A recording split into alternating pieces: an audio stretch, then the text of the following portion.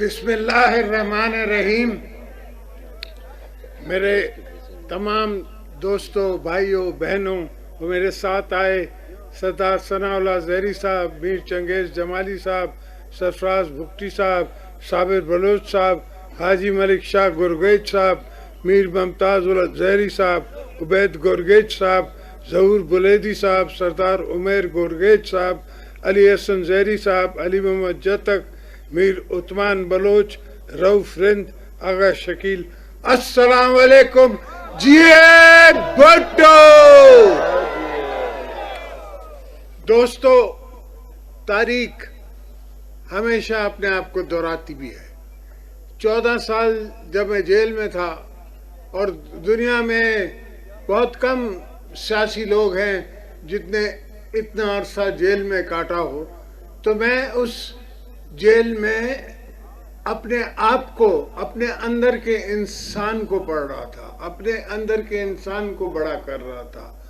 और एक दिन में, 3 दिन में 2-2, 3-3 किताबें ख़त्म करता था, अपनी एजुकेशन कर रहा था। और सारी एजुकेशन लेके, सोच समझ के और बीबी साहबा के गम को भी लेके मैंने सियासत शुरू की, पीपल्स पार्टी की क़यादत शुरू की। आज आपको मैं बताऊं कि आज मेरी शादी की सालगिरह है और ये मैं मकरान बलूचिस्तान की धरती पे आपसे वादा कर रहा हूं कि आपके गम हम समझते हैं, इसलिए कि मैं दुनिया की कौमों का गम भी समझता हूं। मुझे कहा गया कि लीबिया में, सीरिया में, इराक में सपोर्ट करे पाकिस्तान। मैंने कहा पाकिस्तान सपोर्ट नहीं कर सकता, हालांकि पूरा मुस्लिम ब्लॉक कर रहा था। मैंने एब्सटेन किया, इसलिए कि मुझे पता था कि ये लिबियंस जाएंगे, ये इराकी जाएंगे, ये कौन लेगा। आज भी पाकिस्तान से दोस्तों से, बलोचों से, भाइयों से, आपसे मेरी यही दरख्वास्त है कि हम अपने मुल्क को बनाएं, हम अपनी जागीर को बनाएं, अपने बलूचिस्तान को बनाएं। यहाँ इतने वसाइल हैं, इतनी गुंजाइश है आपकी आगे बढ़ने की, और कोई दुनिया हमें लेने के लिए तैयार नहीं है, ना ले सकती है। कोई कौम अफोर्ड ही नहीं कर सकती कि किसी और कौम को अपने पर नाजिल करे। हमने अफगानों की 5 साल, 10 साल, 40 साल उनकी मेहमान नवाजी की है। आज भी अफगान हमारा भाई नहीं बन रहा, वो हमसे प्यार नहीं कर रहा, इसके बावजूद कि हमने उसको 40 साल मेहमान बना के रखा है।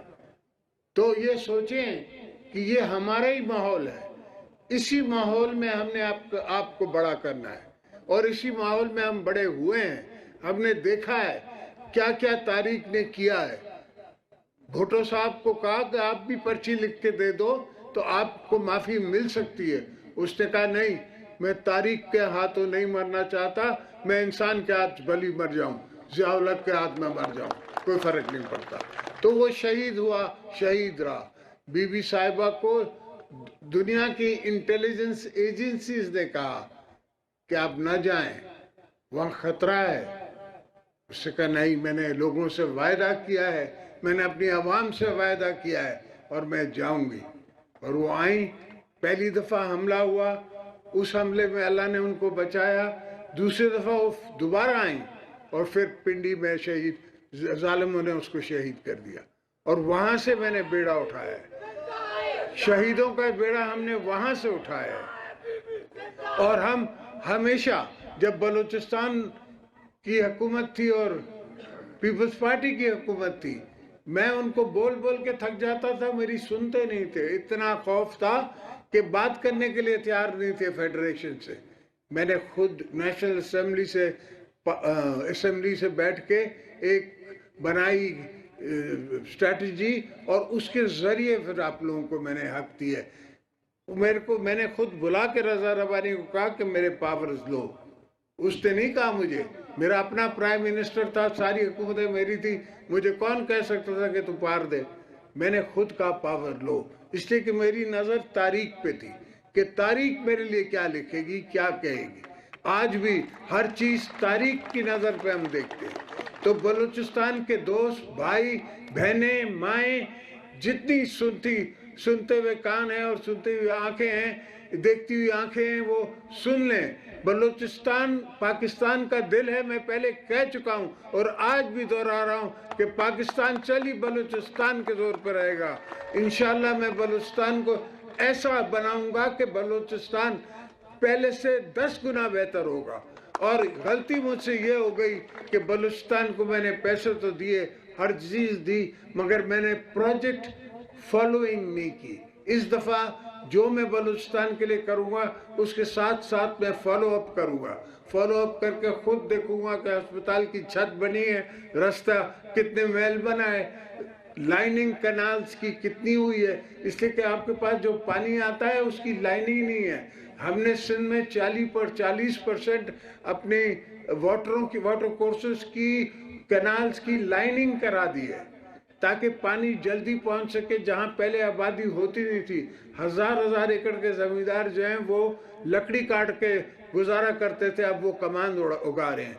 और बलूचिस्तान की ज़मीन तो ऐसी है, मैं सरदार साहब को कह रहा था, नवाब साहब को कह रहा था रास्ते में कि यहाँ तो सोना उग सकता है अगर कोई हल करे इसका, कोई हाथ डाले इसमें। तो बलूचिस्तान तो पाकिस्तान को इंशाल्लाह दुनिया का बड़ा मुल्क बना सकता है, मगर सवाल ये कि बनेगा सब कुछ प्यार से, बनेगा सब कुछ भाईचारे से, बनेगा मार धाड़ से नहीं बनता। मारधाड़ में कोई नहीं बनता।